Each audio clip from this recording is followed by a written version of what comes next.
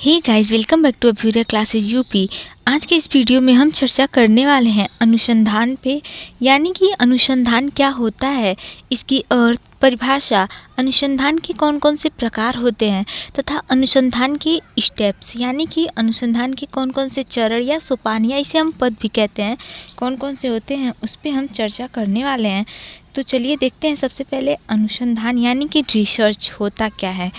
आगे बढ़ने से पहले अगर आप चैनल पर नए हैं तो please subscribe Abhyudaya classes UP and video पसंद आएगी तो लाइक एंड शेयर करना नहीं भूलेंगे। ओके, चलिए देखते हैं। अनुसंधान एक ऐसी प्रक्रिया है जिसके द्वारा हम किसी तथ्य, सिद्धांत, नियम तथा सत्य का प्रतिपादन करते हैं। यह एक ऐसी प्रक्रिया है यानी कि अनुसंधान एक ऐसी प्रक्रिया है जिसके द्वारा हम वैज्ञानिक तर्क या विधियों का प्रयोग करते हुए ज्ञान में परिमार्जन व नवीन यानी कि नए ज्ञान का सृजन करते हैं। मतलब नए ज्ञान का निर्माण या सृजन हम करते हैं अनुसंधान के माध्यम से। यह एक ऐसी प्रक्रिया है जिसके द्वारा हम किसी भी तथ्य, सिद्धांत जो होता है, नियम और सत्य का प्रतिपादन करते हैं।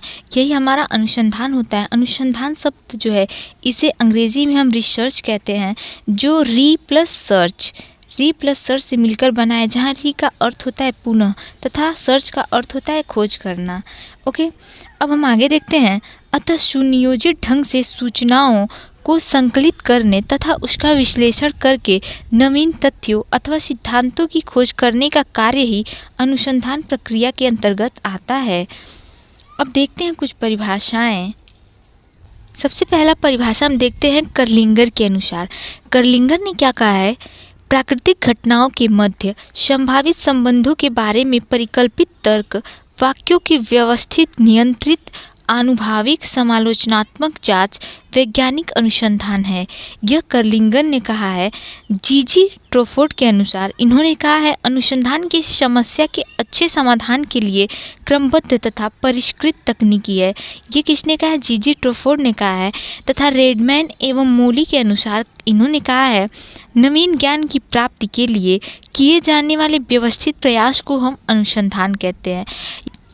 यानी कि उपरोक्त परिभाषाओं के आधार पर हम कह सकते हैं कि स्पष्ट है कि अनुसंधान किसी अर्थपूर्ण मौलिक समस्या का समाधान खोजने का एक ऐसा व्यवस्थित, वस्तुनिष्ठ, सोद्देश्य यानी कि उद्देश्यपूर्ण, इसे हम सोद्देश्य भी कहते हैं, तर्कसंगत तथा इंद्रियानुभव प्रयास है जिसमें वैज्ञानिक विधि का प्रयोग किया जाता है।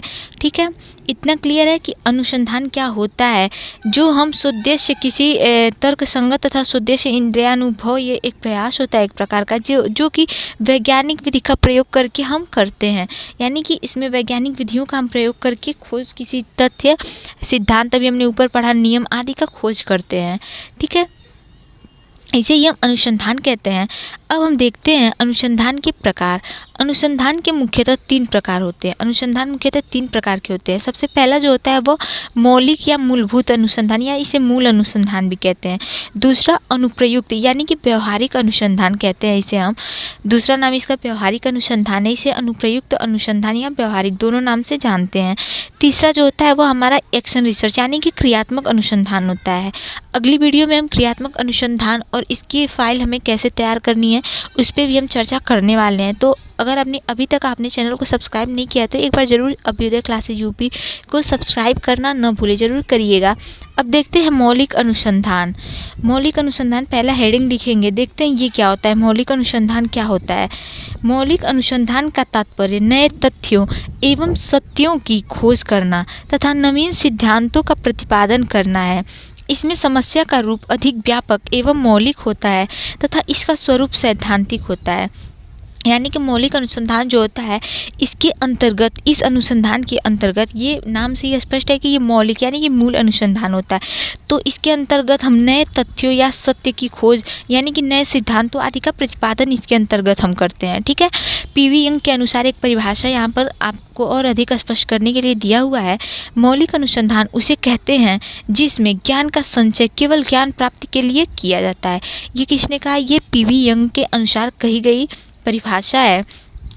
इसे भी हम ध्यान में रखेंगे। अब हम दूसरा तो जो देखते हैं अनुसंधान के प्रकार, वह है हमारा अनुप्रयुक्त यानी कि व्यवहारिक अनुसंधान।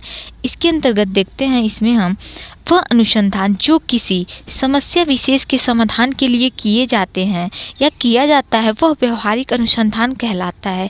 यानी कि जो किसी समस्या, कोई एक विशेष समस्या के लिए किया जाता है, उसके समाधान के लिए किया जाता है, उसे हम व्यवहारिक अनुसंधान कहते हैं या व्यवहारिक शोध कहते हैं। ठीक है, इस प्रकार के अनुसंधान में मौलिक बुनियादी सिद्धांतों और नियमों का प्रयोग करते हुए व्यवहारिक समस्या का समाधान करने का प्रयास किया जाता है।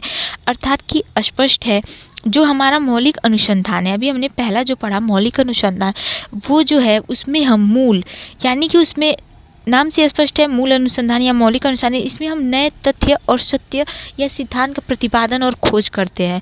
और जो हमारा अनुप्रयुक्त यानी कि व्यवहारिक अनुसंधान होता है, इसमें आपने अभी यहाँ पर देखा, इस प्रकार के अनुसंधान में मौलिक बुनियादी सिद्धांतों और नियमों का प्रयोग करते हुए व्यवहारिक समस्या का समाधान करने का प्रयास किया जाता है। अर्थात कि इसमें, इसके अंतर्गत हम जो मौलिक अनुसंधान में सिद्धांत या तथ्यों का प्रतिपादन या हम खोज किए हैं, उसके आधार पर उसको हम व्यवहारिक रूप से, यानी कि व्यवहारिक समस्या का समाधान करने के लिए उसका हम प्रयास करते हैं, उसका समस्या का समाधान करने का प्रयास किया जाता है इसके अंतर्गत, अनुप्रयुक्त अनुसंधान के अंतर्गत।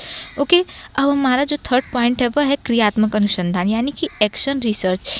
इस पे तो हमारी फाइल बनती है क्रियात्मक अनुसंधान पे, तो इसको हम अच्छे से देखेंगे। अगली वीडियो जो हमारी आएगी वो क्रियात्मक अनुसंधान पे आएगी, तथा आप चैनल पर क्रियात्मक अनुसंधान की फाइल कैसे बनानी है उसकी भी वीडियो जल्दी उपलब्ध कराई जाएगी। ठीक है, तो देखते हैं क्रियात्मक अनुसंधान क्या होता है, यानी कि एक्शन रिसर्च क्या होता है। क्रियात्मक अनुसंधान शिक्षक की समस्याओं के समाधान के लिए एक अत्यंत महत्वपूर्ण उपकरण है, जिसके अंतर्गत शिक्षण की समस्याओं का वैज्ञानिक विधि से समाधान खोजा जाता है और शिक्षण की प्रक्रिया में सुधार लाया जाता है। यह है हमारा क्रियात्मक अनुसंधान। यहाँ पर अभी हम शॉर्ट में इसके ऊपर चर्चा करेंगे, क्योंकि अभी हम अनुसंधान के प्रकार के अंतर्गत इसे हम डिस्कस कर रहे हैं, पढ़ रहे हैं। सबसे पहला हमारा जो प्रकार था वह था मौलिक या मूलभूत या मूल अनुसंधान, दूसरा था अनुप्रयुक्त या व्यवहारिक अनुसंधान, और तीसरा जो है हमारा वह है क्रियात्मक अनुसंधान।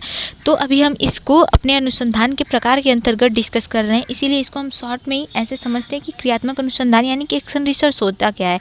अगली वीडियो जो हमारी आएगी वो व्यापक रूप होगा, क्रियात्मक अनुसंधान क्या होता है, इसकी और परिभाषा, उद्देश्य, इसकी विशेषता क्या है, इसके सोपान कौन कौन से है, वो सभी हम अगली वीडियो में डिस्कस करने वाले हैं।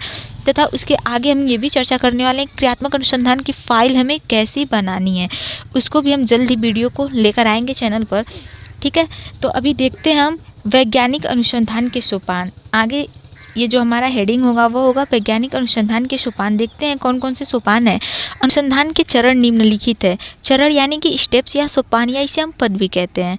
ठीक है, सबसे पहला जो होता है वो होता है समस्या का चयन करना, दूसरा परिकल्पना का निर्माण करना, तीसरा शोध की रूपरेखा या प्रारूप का निर्माण करना, चौथा प्रतिदर्श का चयन, पांचवा आंकड़ों एवं तथ्यों का संकलन, छठा आंकड़ों या तथ्यों का विश्लेषण, तथा सातवां और आखिरी होता है हमारा वो होता है परिणाम का सामान्यीकरण, यानी कि जनरलाइजेशन ऑफ रिजल्ट। ये हमारा आखिरी पॉइंट होता है इसमें अनुसंधान के सोपान के अंतर्गत। यही जो हमारा होता है स्टेप्स, यही क्रियात्मक अनुसंधान के भी सोपान है। ठीक है, तो इसे हम अगली वीडियो में जो हम क्रियात्मक अनुसंधान का व्यापक हम फाइल में भी देखेंगे और क्रियात्मक अनुसंधान का लेक्चर भी हम एक बार देखेंगे, उसमें हम इसे पूरे अच्छे से एक एक हेडिंग को समझने वाले हैं। ठीक है, तो यहाँ पर इसे हम शॉर्ट में ही समझेंगे।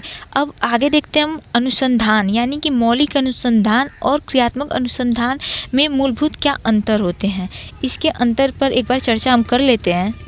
क्रियात्मक अनुसंधान एवं मूल अनुसंधान में अंतर, यानी कि क्रियात्मक अनुसंधान और मौलिक अनुसंधान में क्या अंतर होता है उस पर एक बार अब हम चर्चा करते हैं, क्योंकि ये एग्ज़ाम में पूछे जाते हैं प्रश्न, ये अक्सर पूछा गया है एग्ज़ाम में कि मूल अनुसंधान यानी कि मौलिक अनुसंधान और क्रियात्मक अनुसंधान में क्या अंतर होता है, इसीलिए इस पर एक बार हम चर्चा कर लेते हैं। सबसे पहले ऐसे हम करेंगे, क्रियात्मक अनुसंधान और मौलिक अनुसंधान का एक अलग अलग बॉक्स बनाएंगे। उसमें देखते हैं पहला पॉइंट, क्रियात्मक अनुसंधान में विद्यालय तथा कक्षा शिक्षण की कार्यप्रणाली में सुधार लाना क्रियात्मक अनुसंधान का मूल कार्य होता है। और मौलिक अनुसंधान का क्या होता है, नए तथ्यों एवं सत्यों की खोज करना तथा नवीन सिद्धांतों का प्रतिपादन करना, जैसा कि अभी हमने ऊपर जस्ट समझा था। दूसरा, क्रियात्मक अनुसंधान में समस्या का इसमें रूप जो होता है वह संकुचित होता है तथा कक्षा विषय तथा विद्यालय तक सीमित होता है। कक्षा विषय और विद्यालय तक ही समस्या का जो रूप होता है वह संकुचित होता है और यह कक्षा हमारे विषय जो भी विषय आपका इतिहास विषय, विज्ञान विषय, नागरिक शास्त्र, भूगोल जो भी है मतलब गणित, उसके विषय तथा विद्यालय तक ही सीमित होता है तथा समस्या का व्यवहारिक रूप होता है। और जो मूल अनुसंधान होता है इसमें समस्या का रूप जो होता है वो अधिक व्यापक एवं मौलिक होता है और इसका स्वरूप सैद्धांतिक होता है। इसका स्वरूप क्या होता है? व्यवहारिक होता है और मौलिक अनुसंधान का रूप जो होता है वह सैद्धांतिक होता है। अब थर्ड पॉइंट देखते हैं, समस्या का बाह्य मूल्यांकन नहीं होता है क्रियात्मक अनुसंधान में और मौलिक अनुसंधान में बाह्य मूल्यांकन आवश्यक है। ओके, अब आखिरी पॉइंट देखते हैं, क्रियात्मक अनुसंधान की रूपरेखा जो होती है वह लचीली होती है और शोधकर्ता को विशेष प्रशिक्षण की आवश्यकता नहीं पड़ती है।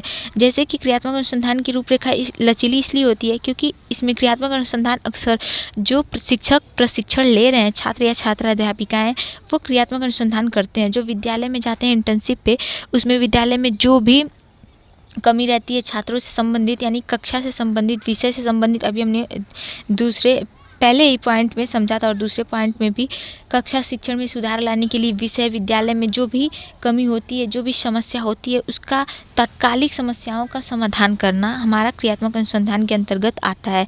तो इसीलिए इसको विशेष प्रशिक्षण की आवश्यकता नहीं होती है, इसे हम ध्यान में रखेंगे। और जो मौलिक अनुसंधान होता है वह उसकी रूपरेखा लचीली नहीं होती है और शोधकर्ता को विशेष प्रशिक्षण की आवश्यकता होती है मौलिक अनुसंधान करने के लिए। तो ये है हमारा क्रियात्मक अनुसंधान एवं मौलिक अनुसंधान में अंतर, जो कि अक्सर एग्जाम में पूछे जाते हैं। ठीक है, इसको हम ध्यान में रखेंगे, इसको हम नहीं भूलेंगे। तो आज के वीडियो में बस इतना ही। अगर आप चैनल पर नए हैं तो please subscribe Abhyudaya classes UP and video पसंद आई हो तो लाइक एंड शेयर करना न भूलें। Thank you.